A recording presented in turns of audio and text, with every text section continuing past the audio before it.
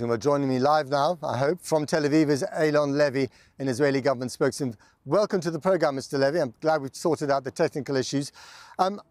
The people that we've spoken to, including those in the Israeli army, including at the moment, actually, waiting to go into Gaza in this very, difficult moment, are so critical of your boss, Prime Minister Netanyahu, are so critical of the intelligence and security failures that led to the atrocious attacks a week ago. What can you say to them to reassure them as they march into the Gaza Strip?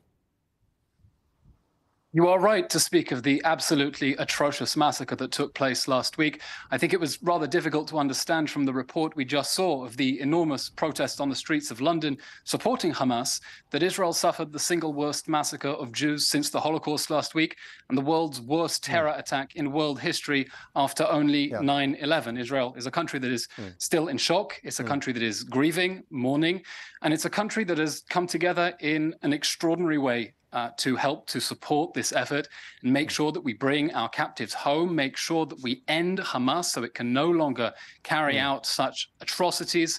Again, there will be a time for learning lessons. Israel is already learning lessons, and I'm sure that, as we've done many times in the past, after the war, after we've picked up all the pieces, we will understand exactly what went wrong and how to move forward. But for now, the country is focusing on one thing: victory in this war, a war forced on us, a force we will win, so that Hamas can never again perpetrate such atrocities.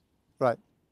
But the soldiers that we've spoken to, Israeli soldiers, reservists, are also saying to us very clearly that they wouldn't be in this position. They wouldn't have to risk their lives if the government had done its job properly.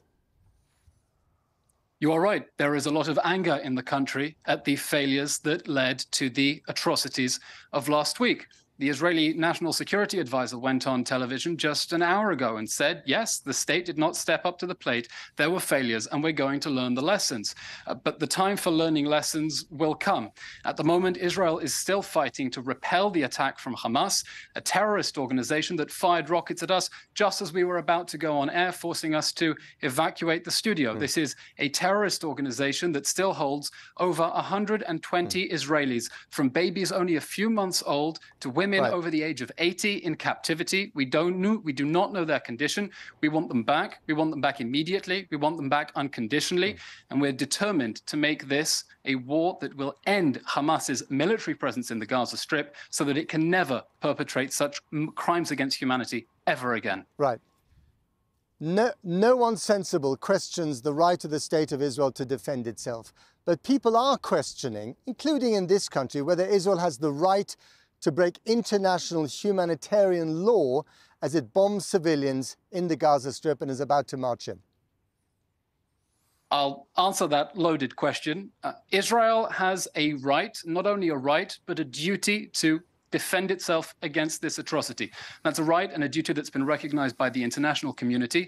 And it's a right and a duty that, as President Biden said this week, if the United States faced a similar atrocity, it would respond in a way that is swift, decisive, and overwhelming. And that is exactly how Israel is responding, in a way that is swift, decisive, and overwhelming. We are doing what we can to minimize civilian casualties on the other side. That is why Israel is asking residents of northern Gaza to get out of the combat zones. By the way, the Israeli military just in the last hour released photographic evidence showing that Hamas has set up roadblocks along the main streets in the Gaza Strip to stop Gazan civilians from evacuating. Israel is doing everything it can so that the civilians of Gaza will live, while Hamas is doing everything it can to make sure they die and martyr themselves for the perverse cause of jihad.